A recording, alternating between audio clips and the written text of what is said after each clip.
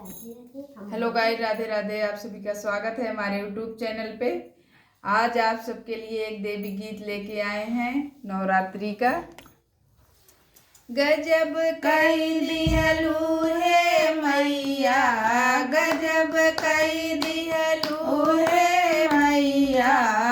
हमारे अंगनवा तू अइलू, गजब कई दिहलू है मैया, गजब कई दिहलू हे मैया, गजब कई दिहलू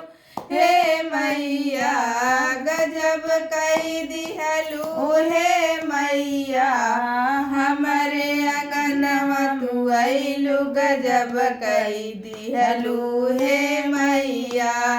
हमारे मैया जी के लंबी लंबी केसिया, लंबी लंबी केसिया हो, लंबी लंबी केसिया, लंबी लंबी केसिया में गजरा लगैलू, गजब कई दिहलू हे मैया, लंबी लंबी केसिया में गजरा लगैलू, गजब कई दिहलू हे मैया, गजब कई दिहलू हे मैया, गजब कई दिहलू हे मैया, हमारे अंगनवा में अइलू, गजब कई दिहलू हे मैया। हमारे मैया जी के काली काली अखिया, काली काली अखिया हो, काली काली अखिया, अखिया में गजरा लगैलू, गजब कई दिहलू हे मैया, अखिया में गजरा लगैलू, गजब कई दिहलू हे मैया, हमारे अंगनवा तू अइलू, गजब कई दिहलू हे मैया। हमारे मैया जी के लाली लाली चूड़िया,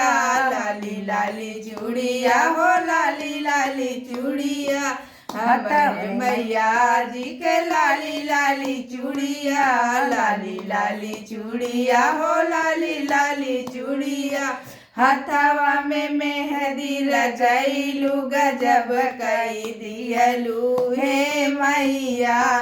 हथवा में मेहंदी रचैलू, गजब कई दिहलू हे मैया, गजब कई दिहलू हे मैया, गजब कई दिहलू हे मैया, हमारे अंगनवा तू अइलू, गजब कई दिहलू हे मैया। हमारे मैया जी के गोरे गोरे पहुआ, गोरे गोरे पहुआ हो, गोरे गोरे पहुआ, हमारे मैया जी के गोरे गोरे पहुआ, गोरे गोरे पहुआ हो, गोरे गोरे पहुआ, पहुआ में रंगना लगैलू, गजब कई दिहलू हे मैया, पहुआ में रंगना लगैलू, गजब कई दिहलू हे मैया, गजब कई दिहलू हे मैया, गजब कई दिहलू हे मैया, हमारे अंगनवा तू अइलू, गजब कई दिहलू हे मैया,